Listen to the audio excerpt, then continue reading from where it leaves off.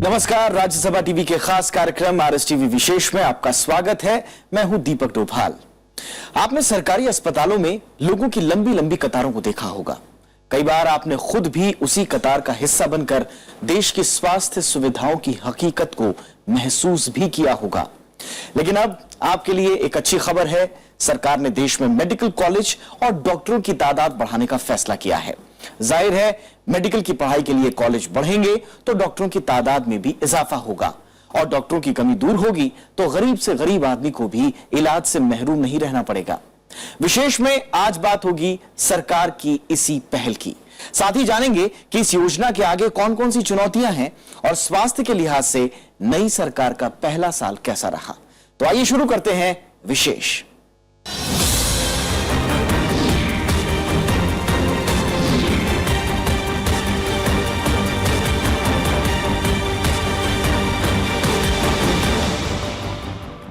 देश में डॉक्टरों की कमी की दिक्कत हम सभी ने कभी न कभी जरूर झेली है, लेकिन सब कुछ ठीक ठाक रहा तो वो दिन दूर नहीं जब देश में डॉक्टर और इलाज आम लोगों की पहुंच में होंगे। जी हां, केंद्र सरकार देश के चुनिंदा जिला अस्पतालों को मेडिकल कॉलेज में तब्दील करने जा रही है। सरकार को उम्मीद है कि इससे डॉक्टरों की कमी दूर होगी और स्वास्थ्य सुविधाओं में भी इजाफा होगा। आपको बताएं कि फिलहाल 400 में से 58 जिला अस्पतालों को मेडिकल कॉलेज में तब्दील करने की योजना है, लेकिन आने वाले 4-5 सालों में 150 और जिला अस्पताल मेडिकल कॉलेज बनाए जा सकते हैं। भारत को जल्द ही चिकित्सकों की कमी से निजात मिलने वाली है। सरकार ने देश में जिला अस्पतालों को मेडिकल कॉलेज में तब्दील करने की योजना बनाई है। इसके तहत 300 बेड से ज्यादा की क्षमता वाले जिला अस्पताल जल्द ही मेडिकल कॉलेज में तब्दील हो जाएंगे। पहले चरण में 58 जिला अस्पतालों को इस योजना के लिए चुना गया है। सरकार की योजना करीब 200 जिला अस्पतालों को मेडिकल कॉलेज बनाने की है। आज ही शायद कोई न्यूज़पेपर में रिपोर्ट हुआ है कि कुछ 60% कुछ कमी है डॉक्टरों की सारे अस्पताल में, गवर्नमेंट के अस्पतालों में। और जितने भी एम्स अभी अनाउंस हुए हैं, एम्स होते हुए भी और कैपिटल में हर एक जगह के बड़े बड़े सिटीज में होने के बावजूद भी वहाँ पे आपको फैकल्टी नहीं मिल रहा है, डॉक्टर नहीं मिल रहा है। अगर एम्स के लिए आपको फैकल्टी नहीं मिल रहा है तो आप ये सोच लीजिए कि डिस्ट्रिक्ट अस्पताल के लिए कौन जाएगा। इससे निपटने के लिए सरकार ने जिला अस्पतालों को ही मेडिकल कॉलेज में तब्दील करने का फैसला किया है। इस योजना में जिन 58 जिला अस्पतालों को 100 सीट वाले मेडिकल कॉलेज में तब्दील किया जा रहा है, उनमें जीबी पंत अस्पताल पोर्ट ब्लेयर के अलावा कोहिमा, अल्मोड़ा, चुरू, डूंगरपुर, दतिया और खंडवा के जिला अस्पताल शामिल हैं। इन सभी जिला अस्पतालों की मौजूदा क्षमता 300 बेड से ज्यादा है। इसमें अल्मोड़ा जिला अस्पताल में 500 और पोर्ट ब्लेयर जिला अस्पताल में 400 बेड है। नहीं, ये तो काफी टाइम से बोल रहे हैं कि अपग्रेड होना चाहिए। ये काफी सालों से ये चल रहा है ये बात, लेकिन अभी जाके बोल रहे कि सीरियसली होगा, प्लान है, बजट में कुछ अलॉटमेंट है पैसे का। लेकिन एलोकेशन बहुत कम है, इसलिए देखना पड़ेगा कि किस हद तक ये एक्चुअली हो पाएगा। सरकार ने मौजूदा मेडिकल कॉलेजों में एमबीबीएस की सीटें बढ़ाने का भी फैसला किया है। राजकीय मेडिकल कॉलेज हल्द्वानी में सीट 100 से बढ़ाकर 150 कर दी जाएगी। गांधी मेडिकल कॉलेज भोपाल में मौजूदा 150 सीट से बढ़ाकर 200 सीट की जानी है। एसएस मेडिकल कॉलेज रीवा में मौजूदा 100 सीट से बढ़ाकर 150 सीटें की जाएंगी और जीआर मेडिकल कॉलेज ग्वालियर में सीट 150 से बढ़ाकर 250 हो जाएंगी। इसके अलावा उदयपुर और झालावाड़ मेडिकल कॉलेजों में भी सीट बढ़ाई जाएंगी। पब्लिक हेल्थ फैसिलिटी जो गवर्नमेंट के फैसिलिटीज है, इसके लिए डिमांड काफी है। लोग अफोर्ड नहीं कर सकते कि प्राइवेट में जाके अपना ट्रीटमेंट करें, लेकिन गवर्नमेंट के जो भी फैसिलिटीज है वहाँ पे ओवरक्राउडिंग ज्यादा है, तो ये लोग चाहते हैं कि फैसिलिटी अपग्रेड किया जाए और फैसिलिटी हो। तो इसलिए अच्छी बात है कि अगर वो लोग कर पाए तो वो बहुत ही अच्छी बात है। इसके अलावा पंजाब सरकार को राजकीय मेडिकल कॉलेज पटियाला और राजकीय मेडिकल कॉलेज अमृतसर में 50-50 सीट बढ़ाने की इजाजत दी गई है। पटियाला और अमृतसर में अब एमबीबीएस की 200 सीटें होंगी। सरकार को उम्मीद है कि इस फैसले से देश में चिकित्सा सुविधाएं न सिर्फ बेहतर होंगी बल्कि चिकित्सकों की कमी से भी निपटा जा सकेगा। ज़ैगा मुर्तजा, राज्यसभा टीवी। तो सरकार ने फैसला किया है कि जिला अस्पतालों को मेडिकल कॉलेज का रूप दिया जाएगा, लेकिन भारत में बीमारी और मरीजों के बदतर हालात को देखते हुए इससे एक नई उम्मीद तो जगी है, लेकिन पुराना सवाल अब भी बरकरार है। सवाल ये कि क्या इससे देहातों की हालात बदलेंगे? देश में बीमारियों के इलाज की असल चुनौती दरअसल गांव देहात में ही है। देश में पहले ही डॉक्टरों की कमी है और जो डॉक्टर हैं भी वो भी देहातों में जाना नहीं चाहते। ऐसे में चुनौती दोगुनी बड़ी हो जाती है। ये मंजर भारत के किसी भी गांव में देखने को मिल सकता है। शहरों जैसी चहल पहल नहीं और सुस्ताते लोग, आराम है, सुकून है, लेकिन यही इन इलाकों की सबसे बड़ी मुश्किलें हैं। अगर कोई बीमार पड़ा तो इलाज के लिए 10 किलोमीटर दूर जाने पर भी ना तो अच्छे डॉक्टर मिलते हैं और ना ही ढंग के अस्पताल। जो जिला अस्पताल मिलते हैं उनमें भी मरीजों की लंबी कतार होती है और इलाज किसी जद्दोजहद से कम नहीं रह जाता। देश में डॉक्टरों की जितनी जरूरत है उतने हैं नहीं। मेडिकल काउंसिल के मुताबिक मुल्क में इस वक्त करीब 9,20,000 डॉक्टर हैं। इनमें भी महज 80% ही चिकित्सा सेवाओं के लिए उपलब्ध हैं। विश्व स्वास्थ्य संगठन के मुताबिक प्रति 1,000 की आबादी पर कम से कम एक डॉक्टर जरूर होना चाहिए, लेकिन देश में इस वक्त ये आंकड़ा प्रति 1700 पर एक डॉक्टर का है। इस लिहाज से देश में इस वक्त करीब 7.5 लाख डॉक्टरों की कमी है। इसके अलावा देश में पैरामेडिकल स्टाफ और ट्रेंड चिकित्सा सहायकों की भी बेहद कमी है। छोटे मोटे परिवर्तन से इसका परिवर्तन नहीं होगा। हम इसको वर्कआउट कर रहे हैं। हमारी कोशिश है कि हम मेडिकल काउंसिल ऑफ इंडिया और आईएमए दोनों को ऑन बोर्ड लें और दोनों को ऑन बोर्ड ले करके हम इस पर वर्कआउट करें, कोई स्ट्रैटेजी तय करें और उस स्ट्रैटेजी पर हम वर्कआउट करें। सरकार इस पर गंभीर है, तीव्र गति से हम काम कर रहे हैं, जल्दी हम किसी नतीजे पर पहुंचेंगे। नतीजा ये होता है कि प्रशिक्षण के अभाव के चलते मरीजों की जान पर बना दी है। हाल ही में छत्तीसगढ़ में जहरीली सुइयों ने लगभग दर्जन भर लोगों की जान ले ली। डॉक्टरों के अलावा ये मामला सस्ती दवाइयों और सुइयों पर जाकर भी टिक जाता है।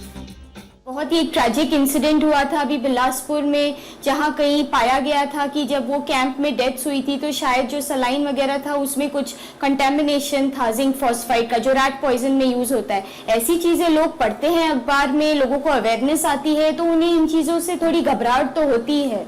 तो क्वालिटी कंट्रोल करना और उन्हें पेशेंट्स को, हमारे पेशेंट्स को रीअश्योर करना कि नहीं हमने चेक किया है, सब ठीक है, ये बहुत जरूरी है। कहने को तो देश में प्रति 1700 लोगों के इलाज के लिए एक डॉक्टर उपलब्ध है, लेकिन शहरों और गांव के बीच तुलना करें तो ये तस्वीर और भी बदरंग हो जाती है। शहरों में देहात की तुलना में 4 गुना ज्यादा डॉक्टर मौजूद हैं। जाहिर है अंतर्राष्ट्रीय मानक से देश फिलहाल काफी पीछे है। क्यूबा में प्रति 170, बेलारूस में 220, ग्रीस और रूस में 230 लोगों पर एक डॉक्टर उपलब्ध है।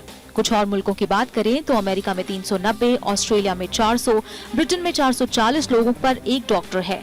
यहाँ तक कि पाकिस्तान, मलेशिया और इराक की हालत भी हमसे बेहतर है।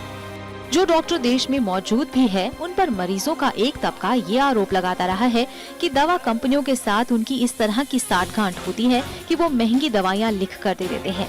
हालांकि डॉक्टर्स इन आरोपों का पूरी तरह खंडन करते नजर आते हैं। डायरेक्ट कोई साठगांठ हो कि वो महंगी दवाई लिखेंगे वो हो, ऐसा नहीं होता है। छोटी मोटी किसी जगह पर किसी लोगों ने आपस में करी हुई हो, ऐसे ब्लैक शीप थोड़े बहुत हो सकते हैं, लेकिन बाय एंड लार्ज ऐसा बिल्कुल नहीं। भारत में हर व्यक्ति तक स्वास्थ्य सेवाएं पहुंचाने की दिशा में डॉक्टरों की कमी एक बड़ा रोड़ा है। देश में 2020 तक इसकी भरपाई के लिए 4 लाख डॉक्टरों की दरकार है। लिहाजा सरकार के नए कदम से फौरी तौर पर इसमें सुधार की उम्मीद जताई जा रही है। Bureau report, Rajya Sabha TV. और भारत में स्वास्थ्य सुविधाओं के हाल का अंदाजा सिर्फ इस बात से लगाया जा सकता है कि हर साल 6 करोड़ लोग इलाज के बोझ से गरीबी रेखा से नीचे चले जाते हैं। जाहिर है स्वास्थ्य क्षेत्र में एक नई क्रांति की दरकार है। नई सरकार ने काम संभालते ही स्वास्थ्य को प्राथमिकता देने की कोशिश तो की है, लेकिन जानकार मानते हैं कि चुनौतियां अब भी बाकी हैं। नरेंद्र मोदी ने जैसे ही प्रधानमंत्री पद संभाला, उनकी जुबान पर बार बार कुछ प्राथमिकताओं का जिक्र था। इन्हीं में से एक थी अच्छी सेहत। जल्द ही सरकार ने सफाई को सेहत से जोड़ा और शुरू हुआ स्वच्छ भारत अभियान। मंशा एक ही थी, स्वस्थ भारत। धीरे धीरे कई योजनाएं चलाई गईं, लेकिन जानकार मानते हैं कि पिछले 1 साल में देश की सेहत में ज्यादा सुधार नहीं हुआ है। योजनाओं की कोई कमी नहीं है, अनाउंसमेंट की कोई कमी नहीं है। काफी सारे स्कीम्स अनाउंस कर चुके हैं, ये भी कर लेंगे वो भी कर लेंगे, लेकिन उसके बाद जो काम होना चाहिए वो तो कोई काम हमने देखा नहीं अभी तक। फ्री मेडिसिन कर देंगे बोला, अब उसके बाद बोला कि अब नहीं होने वाला। फ्री डायग्नोस्टिक्स बोल रहे, सब अच्छी बात है, सुनने में बहुत अच्छा लगता है, लेकिन क्या अभी तक कुछ हुआ है? वो नहीं हुआ है। एक आलोचना ये भी रही कि सरकार ने इस साल के बजट में स्वास्थ्य बजट में 15% की कमी कर दी, जबकि शिक्षा में 16% की कटौती की गई। हालांकि केंद्रीय स्वास्थ्य मंत्री इस बात से इत्तेफाक नहीं रखते। लोकसभा में मैंने जवाब देते हुए बड़े स्पष्ट शब्दों में कहा है कि ये गलत है, ये बिल्कुल ही असत्य है, कोई कट नहीं लगा है, पैसा सबको मिला है, स्टेट्स के पास पैसा पहुंच गया है, उनको भी इस योजना में अपना योगदान करना है और योगदान हमको भी करना है। इन सब के बावजूद कि पैसा उनको देने के बावजूद भी केंद्र सरकार ने किसी भी फ्लैगशिप प्रोग्राम में कोई कटौती नहीं की है और हम इसको आगे चलाएंगे। चुनौतियां बहुत हैं जिनसे पार पाना बेहद जरूरी है। देश में 20 लाख ऐसे बच्चे हैं जिनका टीकाकरण ही नहीं हुआ है। 70 लाख ऐसे बच्चे हैं जिनका टीकाकरण अधूरा है। कुल मिलाकर आबादी का कुल 65% बच्चों का ही टीकाकरण हो पाया है। सरकार टीकाकरण का लक्ष्य 90% तक ले जाना चाहती है। बीते 1 साल में केंद्र सरकार ने इन सब बातों को ध्यान में रखते हुए कुछ कदम भी उठाए। नई सरकार ने बच्चों के टीकाकरण के लिए इंद्रधनुष कार्यक्रम की शुरुआत की, जिसे 201 जिलों में लागू किया जा रहा है। इसके तहत 7 तरह के टीकाकरण शामिल हैं। योजना सफल रही तो बाद में इसे पूरे देश में लागू किया जाएगा। इसी तरह इंडिया न्यूबॉर्न एक्शन प्लान भी शुरू किया गया, जिसमें बच्चा पैदा होने से पहले और बाद में जच्चा और बच्चा की रक्षा सुनिश्चित की जानी है। इस योजना से इन्फेंट मोर्टेलिटी रेट घटाने में अहम कामयाबी की उम्मीद है। टिटनेस के निजात का कार्यक्रम भी बीते 1 साल में सरकार की उपलब्धि कहा जा सकता है। इस कार्यक्रम को WHO से मान्यता मिली है, जिसमें मां और बच्चे को टिटनेस जैसी खतरनाक बीमारी से बचाना शामिल है। हम 7 टीकाकरण, जो 7 किस्म की टीकाकरण हम देते ही हैं, diphtheria, whooping cough, tetanus, measles, polio, ये तो हम देते ही हैं, लेकिन इसके साथ साथ अपना रोटा वायरस, अपना मीजल्स, रूबेला, जापानीज इंसेफेलाइटिस और IPV, इस तरीके का हम देने का प्रयास करेंगे। ये इसके अलावा सरकार नई वैक्सीन्स बनाने पर भी लगातार काम करती रही, जिसके तहत एडल्ट जापानीज इंसेफेलाइटिस का टीका समेत कई वैक्सीन्स तैयार की गई हैं। इस साल हम लोगों ने 4 एम्स खोले थे, इस बार हम लोगों ने 5 एम्स की घोषणा की है। पहले की अगर हम मिला लें, अटल जी की सरकार में 6 एम्स खुले थे, तो कुल मिलाकर के अगर हम देखें तो लगभग 15 एम्स, और इस सरकार के द्वारा 9 एम्स की सैंक्शन मिल चुकी है। उस पर जगह की शिनाख्त हो गई है, उस पर हम फॉलोअप करते हुए तीव्र गति से आगे बढ़ रहे हैं। तो हमारा प्रयास है कि हम इसको तीव्र गति से करें। सरकार मानती है कि अंतिम आदमी तक इलाज पहुंचाने में अभी वक्त लगेगा। इसके लिए ग्रामीण इलाकों में स्वास्थ्य की पहुंच और अस्पतालों की संख्या बढ़ाने में भी सरकार ने तेजी दिखाई है। सरकार की प्राथमिकताओं में कुछ बीमारियां खास तौर पर हैं, जिसमें कालाजार को 2015 तक खत्म करने का लक्ष्य शामिल है। इसके अलावा टीबी उन्मूलन को भी प्राथमिकता में रखा गया है। साथ ही कुष्ठ रोग को खत्म करने के प्रति भी सरकार ने प्रतिबद्धता जताई है। इन सब के अलावा बेटी पढ़ाओ बेटी बचाओ अभियान के तहत कन्या भ्रूण हत्या रोकने के लिए कानूनी प्रावधानों के साथ ही लोगों में जागरूकता फैलाने का काम भी सरकार कर रही है। कुल मिलाकर नई सरकार ने अपने पहले साल में बेहतर स्वास्थ्य को लेकर कई नए कदम जरूर उठाए हैं, लेकिन इनकी सफलता या असफलता आने वाला वक्त ही तय करेगा। मोहम्मद फातेह टीपू के साथ दीपक डोभाल, राज्यसभा टीवी। और देश में मेडिकल कॉलेजों की तादाद बढ़ाकर सरकार लोगों की मुश्किलें तो दूर करने में लगी है, लेकिन अब भी इलाज का बोझ लोगों की जेब पर भारी पड़ रहा है। ब्रेक के बाद इस मुद्दे पर बात करें। फिलहाल लेते हैं एक छोटा सा break.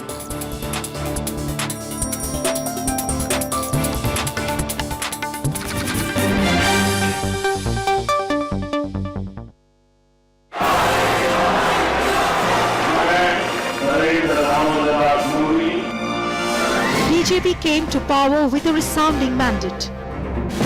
1 year down the line, what have been the hits and misses? Watch PM's men talk about their journey and achievements. On NDA at 365 on Rajya Sabha television.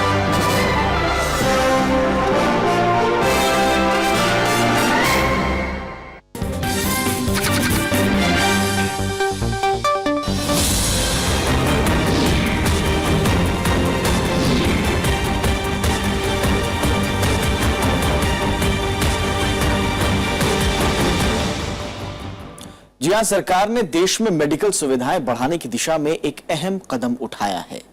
लेकिन सुविधाओं का संतुलन देश में एक बड़ी समस्या है। भारत के ग्रामीण इलाकों में जहां चिकित्सा सुविधाओं की भारी कमी है, वहीं कुछ शहरों में चिकित्सा सुविधाएं न सिर्फ विश्व स्तरीय हैं, बल्कि दुनिया के कई देशों से सस्ती भी हैं। भारत में कई निजी अस्पताल बड़ी तादाद में विदेशी मरीजों को आकर्षित करते हैं। यूरोप और अमेरिका के मुकाबले सस्ता इलाज, ठहरने और खाने के सस्ते इंतजाम, आधुनिकतम चिकित्सा तकनीक और उपकरणों की उपलब्धता और भाषा की सहूलियत के चलते हर साल लाखों मरीज इलाज कराने भारत आते हैं। एसोचैम की एक रिपोर्ट के मुताबिक 2012 में करीब 1.5 लाख पर्यटक स्वास्थ्य लाभ के लिए भारत आए थे। 2015 में ये तादाद बढ़कर 32 लाख होने की उम्मीद है। I very happy my new hands. Thank you, Dr. Saab, Sir Ayar और total Dr. Amrita अस्पताल और नीलसिंह आई बहुत शुक्रिया और शुक्रिया donor guys mister George I very happy thank you total Indian people my Afghan guys one new जिंदगी। लगातार पनपते मेडिकल टूरिज्म की वजह से कई देशी विदेशी निवेशक स्वास्थ्य क्षेत्र में निवेश की तरफ आकर्षित हुए हैं। 2012 में स्वास्थ्य के क्षेत्र में 1.2 अरब अमेरिकी डॉलर का देशी और विदेशी निवेश हुआ। उम्मीद है कि 2015 में भारत का मेडिकल कारोबार करीब 100 अरब डॉलर होगा। 2020 तक इसके बढ़कर 2,280 अरब डॉलर होने की उम्मीद है। दिसंबर 2012 तक सिर्फ अस्पताल और डायग्नोस्टिक सेंटरों में ही 15.42 करोड़ डॉलर का प्रत्यक्ष विदेशी निवेश हुआ है। इससे भारत का चिकित्सा ढांचा न सिर्फ सुधरा है, बल्कि अब विश्व स्तरीय चिकित्सा सुविधा देश में मिल रही है। To a certain extent, it was much more easier than the first one because the whole team was tuned to the procedure.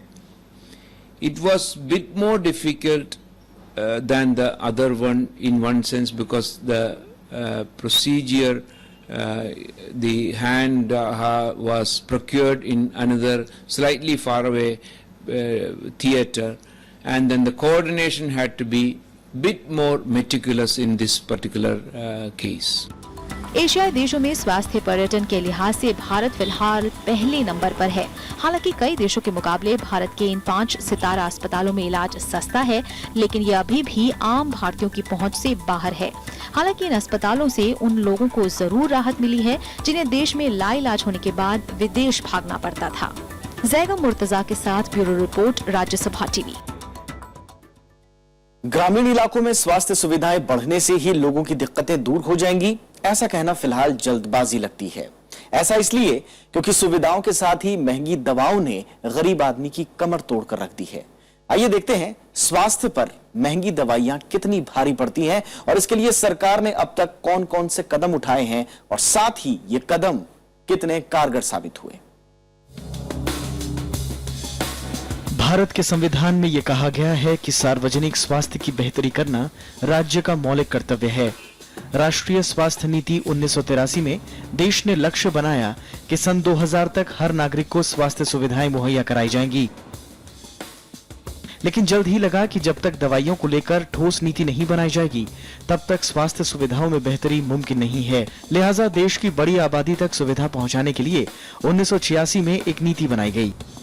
औषधि नीति 1986 में लक्ष्य ये बनाया गया कि जरूरी और जीवन रक्षक दवाइयों को उचित कीमत पर लोगों तक पहुंचाया जाए। दवाइयों के उत्पादन और इस्तेमाल को बढ़ाने के लिए गुणवत्ता निगरानी की ठोस व्यवस्था की जाए। दवा उद्योग में निवेश को बढ़ाने के लिए माहौल बनाया जाए और कीमत में कटौती के लिए नई तकनीक का सहारा लिया जाए। साथ ही दवा उत्पादन के लिए देश की घरेलू क्षमता को विकसित किया जाए।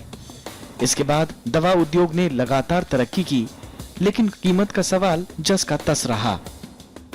सब कुछ जो है वो भारत सरकार या सरकार के हाथ में नहीं होता है, क्योंकि इसमें पेटेंट लॉज जो हैं वो भी बीच में काम में आते हैं।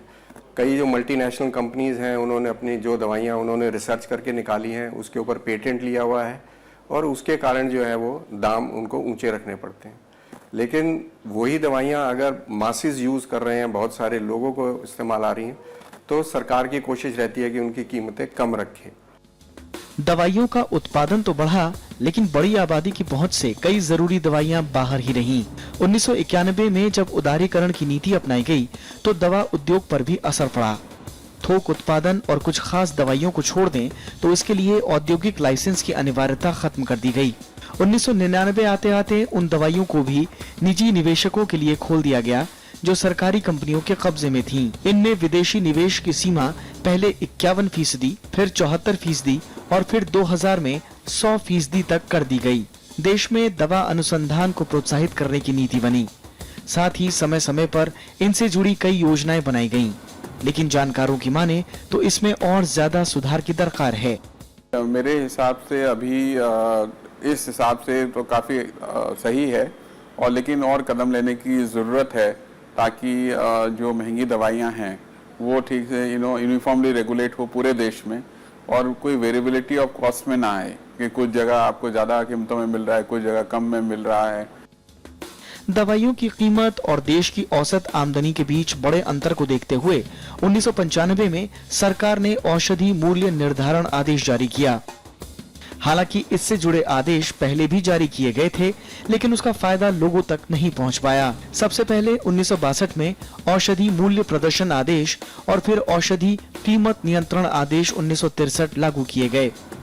इसके बाद देश में पहली बार 1963 में दवाइयों की कीमत स्थिर की गई, लेकिन दवाइयों का अभाव बरकरार रहा। 1962 से लेकर 1986 तक कई आदेश और जारी किए गए।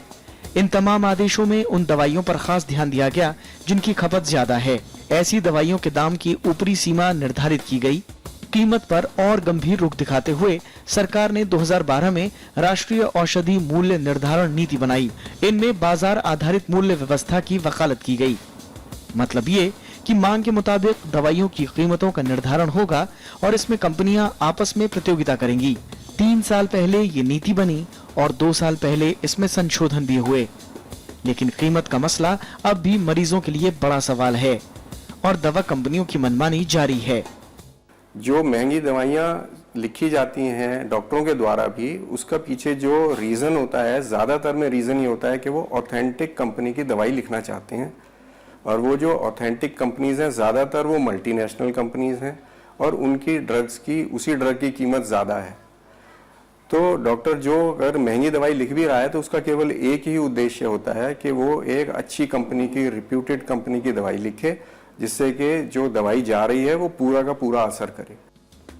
सरकार का कहना है कि जरूरी दवाइयों की कीमतों को लेकर वो गंभीर है, लिहाजा समय समय पर कीमतों की समीक्षा की जाती है। ताजा फैसले में सरकार ने 30 दवाइयों की कीमतों की ऊपरी सीमा निर्धारित की है। विपिन चौहान के साथ ब्यूरो रिपोर्ट, राज्यसभा टीवी। और इन सब परिस्थितियों के बीच देश में मेडिकल कॉलेजों की संख्या बढ़ाना एक अहम कदम है, लेकिन यह भी जरूरी है कि आबादी के हिसाब से यह स्वास्थ्य पर खर्च सही मात्रा में हो। दिक्कत यह है कि भारत उन देशों में शामिल है जो स्वास्थ्य पर सबसे कम खर्च करते हैं। देश की आबादी तेजी से बढ़ रही है, लेकिन उसके मुताबिक खर्च नहीं बढ़ रहा है। इसके अलावा बीमारियों की रोकथाम के लिए जो रिसर्च और डेवलपमेंट हमारे देश में होना चाहिए था वो नहीं हो रहा, और हम दुनिया के कई देशों से पीछे हैं। जाते जाते आपको इसी रिपोर्ट के साथ छोड़ जाते हैं। हमें दीजिए इजाजत। नमस्कार। 2011 की जनगणना के मुताबिक भारत की आबादी लगभग 1.25 अरब है। भारत चीन के बाद दुनिया की सबसे ज्यादा आबादी वाला देश है। कई अध्ययन बताते हैं कि 2025 तक भारत चीन को भी पछाड़ देगा और दुनिया में सबसे ज्यादा आबादी वाला देश बन जाएगा। बढ़ती आबादी बीमारियों के प्रति ज्यादा संवेदनशील होती है, लेकिन देश में उस लिहाज से सेहत सुविधाओं पर खर्च नहीं किया गया। सार्वजनिक स्वास्थ्य पर सकल घरेलू उत्पाद का 2% से भी कम खर्च किया जाता है। आर्थिक सर्वेक्षण 2012-13 के मुताबिक 2010-11 में सरकार ने स्वास्थ्य पर जीडीपी का 1.9% खर्च किया। इसी तरह 2011-12 में भी स्वास्थ्य पर जीडीपी का 1.29% और 2012-13 के दौरान सकल घरेलू उत्पाद का 1.36% खर्च किया गया। जबकि श्रीलंका, थाईलैंड, चीन और ब्राजील जैसे देशों में स्वास्थ्य सेवाओं पर 3% के करीब खर्च किया जाता है, जो भारत की तुलना में काफी ज्यादा है। सरकार ने एम्स जैसे अस्पताल और कुछ मेडिकल कॉलेज खोलने की पहल जरूर की है, लेकिन देहाती इलाकों में स्वास्थ्य सुविधाएं मजबूत करने के लिए जिला अस्पतालों का मेडिकल कॉलेज में तब्दील करना तस्वीर बदल सकता है। एक चीज मैं बता दूं इसमें, जो आपके भी ध्यान में रहे, कि स्वास्थ्य जो विभाग है ये स्टेट लिस्ट में आता है। इसलिए हम फाइनेंशियल प्रोविजन करते हैं।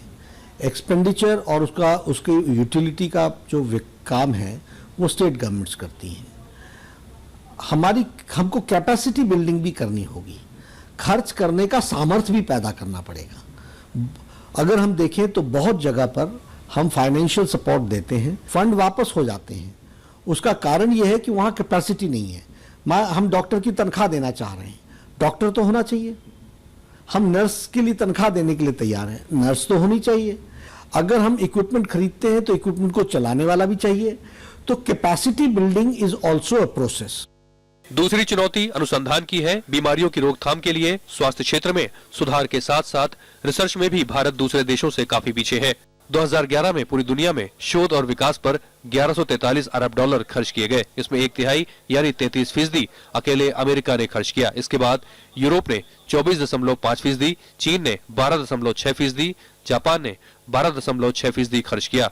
भारत इस फहरिस्त में काफी नीचे रहा और उसने दुनिया में हुए शोध खर्च का केवल 2.1% ही खर्च किया।